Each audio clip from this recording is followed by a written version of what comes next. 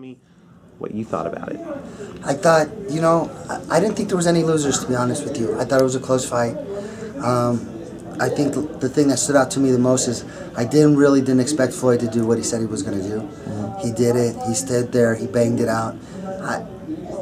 I don't know, man. I give that guy a lesser man would have quit. Some of the shots that I saw him take was unbelievable, especially when you're that close in the corner. I thought Floyd would have just not come out the same the following round, or he would have changed the way he was training. I mean, not the way he was boxing. Changed something, but he just kept banging it out, man. He was a crowd pleaser tonight. If not the fight of the year. Tell me what you thought. I mean, obviously you didn't expect Floyd to stand toe-to-toe and bang with Maidana. Do you think he did that on purpose, or do you think he had to do it just based on what Maidana was bringing to the table? I think I've said it a long time ago. I said I became more of a fan of Floyd lately because he was staying in the pocket more. He was exchanging more. He wasn't moving around as much. He was going punch for punch. He was getting more in exchanges. So I just think it's more his style. He's just getting into it now. I mean, I don't want to blame it on anything other than that he was just. If you see him when he fought Guerrero, I think he could have knocked Guerrero out. But he hurt his hand, I think, at some point. He stayed in there. Cotto, he had Cotto out in the 9th round, and he just maybe pulled off the gas a little bit as well. And Canelo, same thing. But I don't see him moving around as much as he did anymore. And like I said, he engages more. He stays in the pocket more. And there wasn't anyone that was in their seats tonight. And I don't know if you can touch on this, just because I don't know how involved you are with glove selection and stuff like that. But do you think the fact that Maidana was not able to use his, the MX gloves, do you think that kind of played a factor in? It can play a mental one. I think the same thing happened when Manny fought Morales the first time and he got beat.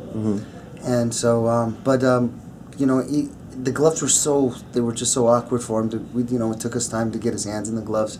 So I don't. If you can beat somebody in one glove, you can beat them in the other. I mean, that's just how I believe. But fighters should be able to wear the gloves that they want. I mean, if it's in the contract, it's in the contract. Yeah. Did you? I think when. I don't know what the unofficial or official weights were for fight night, but I heard some people were talking. They said Maidana came in like around 160 something, 165 or something like that. Was that by design? It is by design. We hyperhydrate. It's mostly fluids.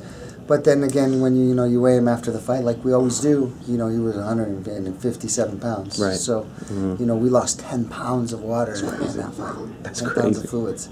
So, again, you got to also remember they weighed him with his clothes on. He weighed 168. Right. So, right. Anyway, but that's no guarantee. I mean, that's just how we do things, and that's how you have to. Just like any other sport, every sport they hydrate differently and prepare the way. It's just the way that I do things is just different. But it's like the same thing.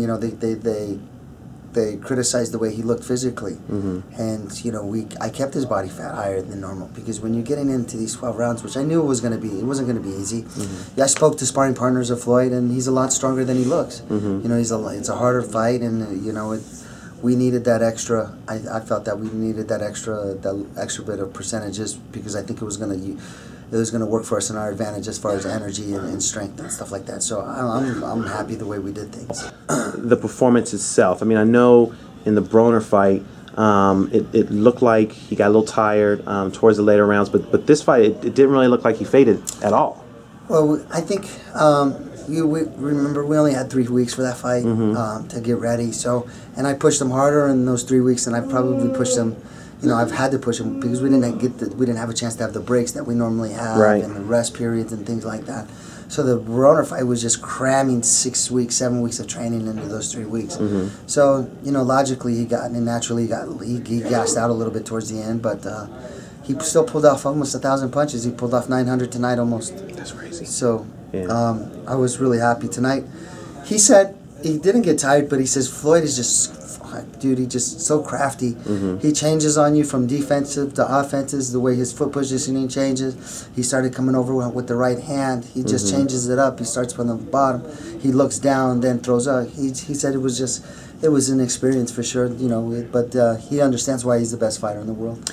Tell me, when we were talking off the record before, you were kind of describing what it was like to be ringside and hearing some of the shots that Maidana was landing on Floyd. It was. I mean, like I was saying, I just didn't think that Floyd was going to be able to withstand it. I really didn't. I think a lesser man would have quit. The punches that he had him in the corner and was hitting him with the body, I could hear Floyd. And then I would just see him. I thought for sure that he would just either retreat or crumple, or not even so much recrumple, but just retreat or something, or change something. Change the game plan or something, yeah. He was firing right back. He was staying in there. And, you know, I just can't give the guy enough money. I mean, not just because of his age, but he didn't have to fight that fight like that. You know, he could have done anything he wanted. But, you know, as many people want to second guess me, he's a bad motherfucker. he really is. From what I saw, dude, and I saw some of those right hands land right. I mean, it's just so clean. And I could see that they shook him, but he wasn't fucking having it.